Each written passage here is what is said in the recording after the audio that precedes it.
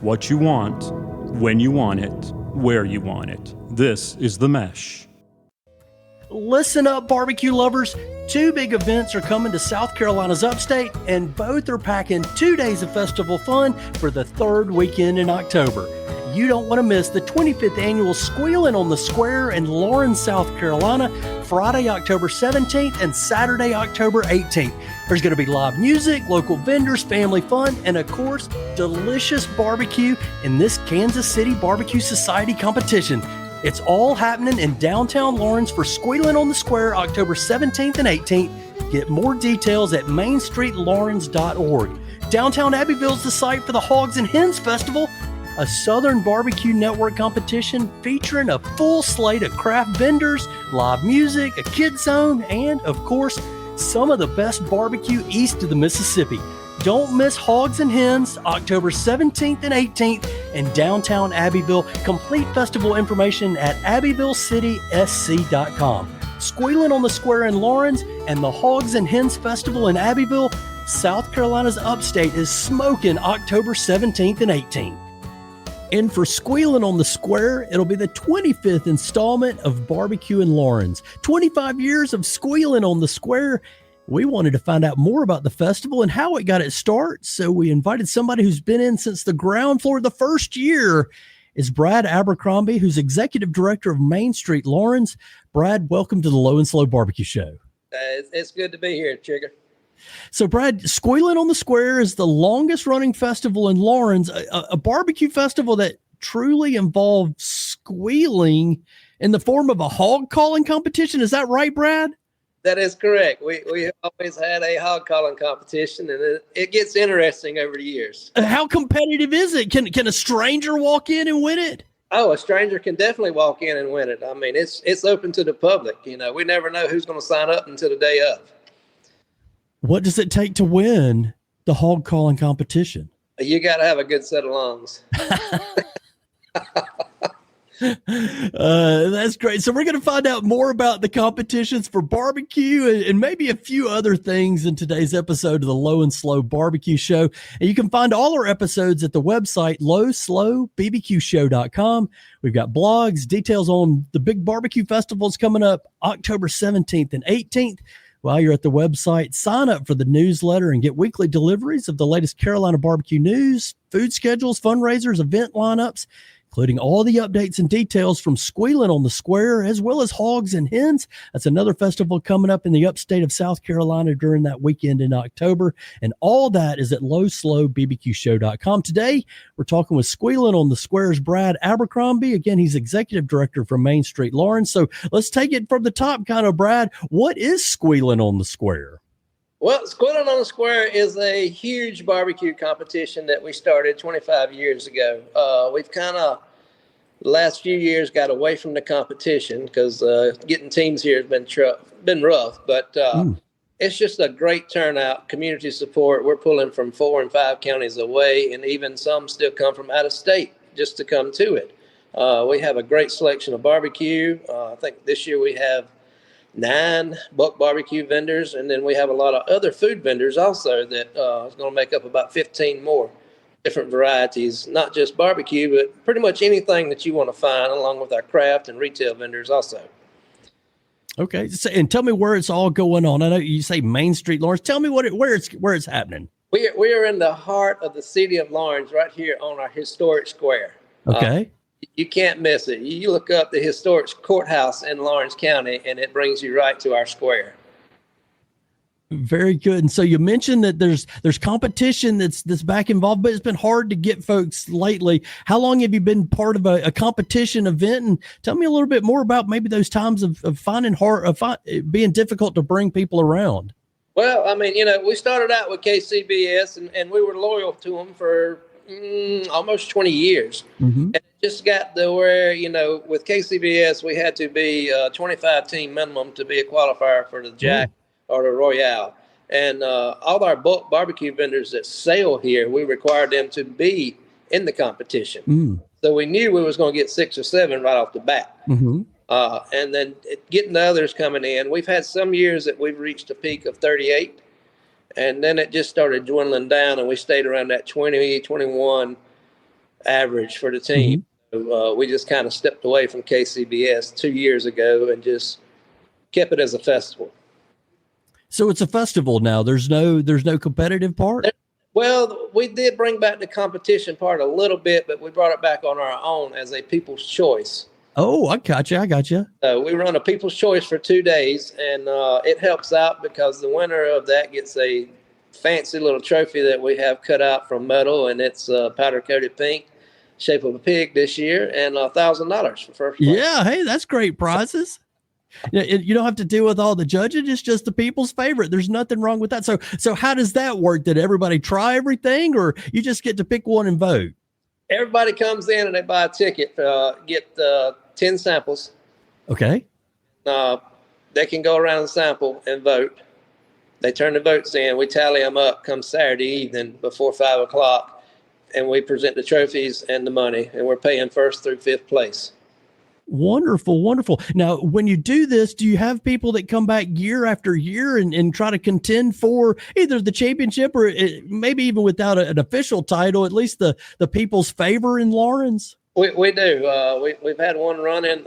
Spears Acres, I think, placed second last year. He's back again this year. Our winner last year, he started his own restaurant, so he doesn't really have time to come now after he won last year. Sure, imagine that. He's more and more. So I mean, it's flourished his outfit. So I mean, we're happy for him. So now tell me a little bit about what's new this year. I saw some other things besides the People's Choice for barbecue, pickle eating, insane wings. It's not just barbecue competition. No. We have a pickle eating competition, and it ranges. We have 5 different classes from kids all the way up to adults. And the kids, I love doing that. I've been doing it for years, and I love being around them and watching them just go to town on them pickles. As quick as you can get them down, I don't think we've had maybe 1 year that one got sick. 5 years, so that's good. But the adults, they're fun to watch too. I mean, that's something. And it's a little trophy we give them, and it's bragging rights. They get their picture and name put in the local advertising and everything, and on our social media and everything. So, and the Insane Challenge is sponsored by Zaxby's. We have a good partnership with them here in the city, and they've been gracious enough to support this for many years. And when they make them hot, they make them hot. So I'm guessing the pickle is a volume thing, right? You eat as many as you can in a time period. A time frame. Okay. And the insane wings, is it just whoever can eat the hottest wing? Well, usually we put 20 wings in front of each contestant. Uh-huh. They have a time limit, and whoever eats the most wins. And it gets very interesting because you start seeing eyes watering and nose watering and everything. And we have the milk there for them. But okay. It's amazing. Last year, I think the fellow who won it last year, he took the 20 wings down like it was like 3 minutes, like it wasn't nothing. Wow. And sat there in scores, but you've got relief for them. You mentioned there's milk and there's water. And again, anybody can walk into the festival off the street and compete. Exactly. It is open to anyone. Wonderful. Well, that sounds like a great way to spend a Saturday there in the town of Lawrence. I want to talk a little bit more about the start of Squealin on the Square. Before we go down that road, I want to get your take on barbecue in Lawrence. How would you describe the barbecue tradition in your town and maybe that part of South Carolina? Well, right here in our town, it's we're kind of on that line between vinegar and mustard. Uh-huh. It kind of goes 50-50 here. Me, I'm more of a vinegar-based guy. Low and slow cooking it with vinegar and water and a little lemon juice. That's my favorite. But there's a lot around here that prefer the mustard. So when you come to the competition for the People's Choice Award, what do you think it's going to take to win? Would it be vinegar? Would it be vinegar tomato? Would it be mustard? I mean, is there any way to kind of decide what's the people going to say? See, that's the best part about it. It's hard to decide because we pull from so many different areas that those taste buds of those people come in, you just never know. It's a 50-50 shot. Yeah. And it makes it interesting because these cooks really have to, give us their A game for shooting for that title, So, and I mean, it's makes it tough because, they know the demographics that we pull from and everything. Mm-hmm. Know that we're split, it's vinegar tomato, it's mustard, So they just try to do the best they can and hope for the best. Yeah. So tell me again, how many competitors will you have there that are part of the People's Choice competition? You say 10 samples per ticket. We have 9. Oh, 9. Okay. We have 9 competitors this year for barbecue for People's All Choice. right. And is there any kind of guidelines or anything, or just whatever they want to serve up? It's we leave it open. It's whatever they want to serve. Like I had one this year when he come in earlier this week and was talking about what he was going to do for the People's Choice, and he was thinking turkey breast. And I'm like, no, that's not barbecue, so you need to stick with barbecue. And he said, well, I'm probably just going to go with my brisket then. But I mean, they will people who's participating in the People's Choice and buy the tickets to sample and everything. They'll see a lot of pulled pork. They'll see ribs. They'll see brisket. It's just going to be amazing what they put out there. Yeah, a broad diversity of it. Now, did you say that smoked turkey's not barbecue? It's not barbecue to me. That's a turkey. No explanation. Even if you cook it low and slow over coals and smoke it. I think 4 years ago, KCBS, when we were still with them, we did a turkey cook-off that they was pushing pretty good too. And it went over real well. So, turkey tries to get in with barbecue competitions. It's working its way in. You'll walk around here, and I guarantee you there'll be 3 vendors selling turkey legs. Oh yeah. Well, that's a popular fare food. At any rate, that's an interesting perspective. Can't say I agree or disagree with it, but we always love to hear those kinds of opinions, especially regional ones here on the Low and Slow Barbecue Show. And you talked a little bit about, kind of going back a few years and different things that have happened with it. Tell me, how and when did the festival get started?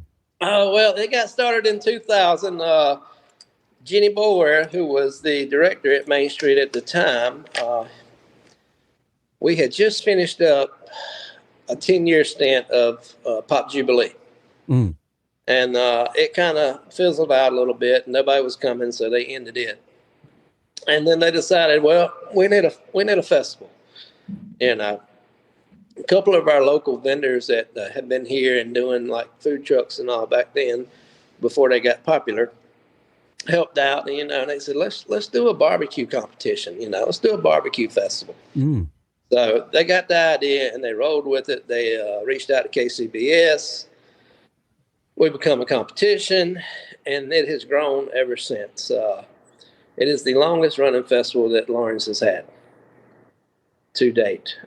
And we just try to push it and promote it and make it bigger every year. When you're doing a festival, you kind of get in that little lull state that you get, satisfied with everything and you're just kind of cruising, but you can't do that. In order for it to keep it lasting, we have to make it more interesting year after year after year. So, I try to make sure that we reach all crowds. When I'm selecting bands for music and everything, I want the kids to come here and have a good time. And I also want our seniors to come here and everyone in between.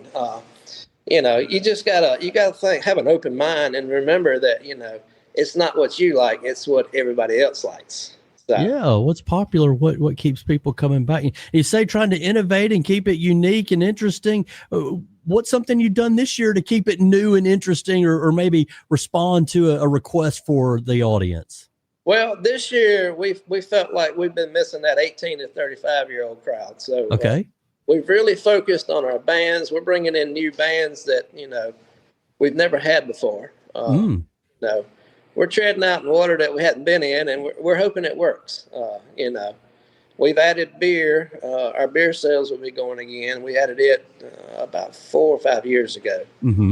So that helped out a good bit. But, and we've been very particular about our craft vendors of who we're bringing in. And, we're not having a repetition of everybody selling the same thing. Yeah. Really worked hard on that this year. Is we put in on our application site that you had to be approved before you could send your payment in. That way we could kind of control, what's coming in here. Because, I don't need 3 lemonade vendors or 5 people selling cups or 8 people selling T-shirts and everything. So we're just being very mindful and paying what we're doing and trying to run it the best we can. And trying to keep a variety of those vendors. How many vendors will you expect outside the food providers this year? Outside the food providers, we're looking at about 95 right now.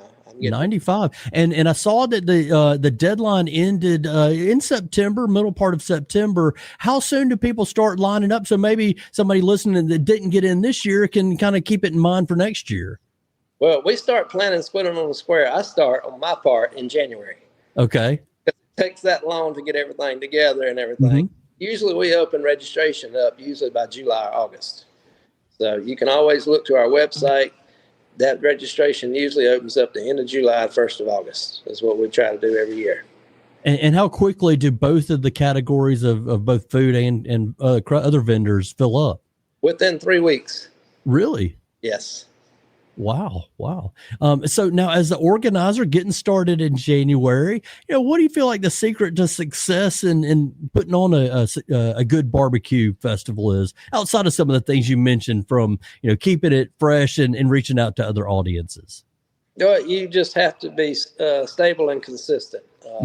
That's one thing I think that we have been very consistent of the way we've run this festival over the years. I mean, as far as the rules, the regulations, we put the rules out there, and this is what you have to go by. We don't change them for no one. I mean, even if the mayor asked me to change something for somebody, that's not going to happen, because we set standards and we stay with them. Sure. Well, that's good. You got kind of a plan to work from and work that plan year after year. Sounds like a successful way to do that. You mentioned music. Is it true that there's a band of Lawrence City employees that's going to perform? That's going to be our closer on Saturday night. They're called the Havana Daydreamers. They are a Jimmy Buffett tribute band, and they've been working on a few other songs that I'm not going to spoil their fun for them, because they're going to surprise some people with a couple of other songs. They're playing a 3-hour set, but it is all city employees. It is our city administrator, our fire chief, our PR guy, our IT guy. Let's see, who else am I missing? The grounds fella, he's in it, and his daughter sings too. So, I mean, it's a great group of guys. They played for us for Freedom Fest here, and the crowd just loved them. Everybody goes, they were the best band, And we had a couple others that, they do this for a living, and everybody's like, well, they were better than them. And I'm like, okay, well, like, it got me thinking. I'm like, okay, well, it's been a while since July, so let's bring them for Squealin, Yeah, if they've got an audience, if nothing else, they can have their employees come out and work for for the crowd. See, attend the concert there. So let's talk about who benefits from the festival. Where do the proceeds go? And have you guys ever measured or estimated the economic impact of the festival there on the town of the Lawrence or the county? It's a great impact. I'm glad you said that, because, I mean, we're looking at anywhere from 15 to 25,000 people will come through here in a 2-time span. Not only do they come here for the festival, but then they look and they see our shops here on the square or in our county and even in our city, and they come back and they shop. So, I mean, the impact is tremendous, because, I have people that come up from Charleston. He's one of my cookers. He's been here for, let's see, Britton's has been here, I think, since 2002, the second year, or maybe 2001. Their second or third year that we started, he started coming and selling. But him and his wife, they come up here all the time. They'll drive 2.5, 3 hours just to eat at Roma's restaurant here on the square, which is an Italian little restaurant. So, I mean, Squealin is more than just a festival, because, I mean, it's a community, and everybody that comes here gets that hometown feeling. Everyone's friendly, everybody speaks to everybody, and it just makes them want to come back. And it helps tremendously with our economics, because, like I said, people come back just to shop at our little boutiques, or to get a burger at Whiteford's down here on the bypass, or, just to come and enjoy the beautiful square that we have. It's a very historic, charming little square. Yeah. So it sounds like not just the vendors come back year after year, but the audiences come back year after year as well. Is that right? You find that maybe groups from different places reconnect each year when they come in? Oh, they do. They do. I mean, like a lot of when we were doing KCBS, a lot of my cookers that would come in just for the competition didn't really come up here to the festival all that much because we kind of had them tucked to the side and everything. But they would come back just to shop at some of the shops, and I mean, they was from, all the way as far as Texas, Wyoming, West Virginia. We would pull them in from everywhere, and they would just come back just to stop and just walk around our square and shop at our shops. So, yeah, keep it in mind, those folks that you're bringing in as part of the the competition circuit. Would you guys ever go back towards having a competition? I know there's some other Southern Barbecue Networks, one of our partners here in the podcast, that's in South Carolina. Would you ever go back that road, or are you happy with People's Choice, which is perfectly fine? Well, I'm toying around with the idea of going back to a competition. I have been in talks with KCBS and Southern Barbecue Network and the South Carolina Barbecue Association, SCBA. So next year there will be a competition. I just haven't decided which one we're going with yet. Oh, so keep it a little bit in the bag there. That's breaking news to stay tuned to for next year. Year number 26. That'll be exciting stuff, right? It will. It will be. So I'm looking forward because I love the competition side of it too. A lot of folks don't really realize that what all it takes to put the competition on, but that was something that I dealt with and helped with a lot as a volunteer coming up before I got this job. So I missed that aspect of it too.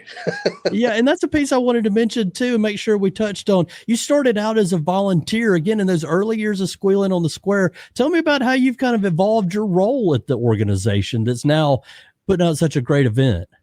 Well, I started out as a volunteer, as a runner. I was running money back and forth from our Coke stands and our souvenir booths and everything that we were taking, and then got to knowing a lot of the teams and everything, and then I got put over the competition part of it as helping Jonathan Irick, and really got to meet the teams a whole lot more because I'd bring them in on Thursday nights and be here. And I mean, one year that we had probably 28 teams coming in, and when you bring that many teams in, power is an issue because everybody comes in these big trailers with their smokers and everything, and they're air conditioned, 2 and 3 air conditioned. So, so we had rented a bunch of big generators, and right before it got time for our festival, hurricane hit, and most of them got shipped out. Wow. So here I am scrambling, to figure out how am I going to power all these outfits and everything, and wound up getting a bunch of generators from people, and we brought them in on Thursday night, and they did their thing on Friday with our anything but is what we used to do. And from Thursday night, once they got in here, I didn't go to bed until early Sunday morning. Wow. Because I was the one that got to go around and make sure that the generators were topped off with gas and they kept running all night long. But that's when I really got to know a lot of the cook teams. And then, like I said, Jonathan Irick was the director here at the time, and me and him went to high school and college together, and been friends our whole life. And he moved on to the state level, and we had one in between for 1 year. And then I got hired. He left. He was only here for a year. And I said, why not? I'd been a diesel mechanic pretty much my whole life. Went to college for graphic design and never used it. And, I had a bunch of the women's that helped us here. And they said, you just need to go on and apply for the job. And here I am, it started as a volunteer, and now I'm the executive director of Main Street and helping do everything. And that's kind of hard. I mean, you still want to jump in there and do stuff, but you have people to do it for you now. But I'm still a hands-on approach fella. I have to catch myself that's saying, let's let some of these young ones do it for a little while. Sure. Let them do it. So, Brad, as we kind of wrap it up here, I hear a lot of passion in your voice about, your organization, about the town there. You know it so well. Tell me, what keeps your fire burning after 20 years of Squealin on the Square? Why do you do it? Honestly, I love it. Squealin is, like I said, I've been here ever since the first one that started off. And, I just feel like it's my youngin', you get passionate about stuff that you really care and love, and I just want to see it continue going on. I mean, our goal was to surpass our predecessor, Pop Jubilee, and we have done that. So now my goal is to try to make it reach another 25 more years so we can do a 50th anniversary, hopefully. Whether I'm around to see it or not, that is something that I want to set a goal for and strive for, and I hope it continues on. And that, my friends, is the final word from Squealin on the Square's Brad Abercrombie from the Main Street Lawrence organization. Thanks so much for joining us today, Brad. Hey, I appreciate it. I enjoy it, and I appreciate everything y'all do for us.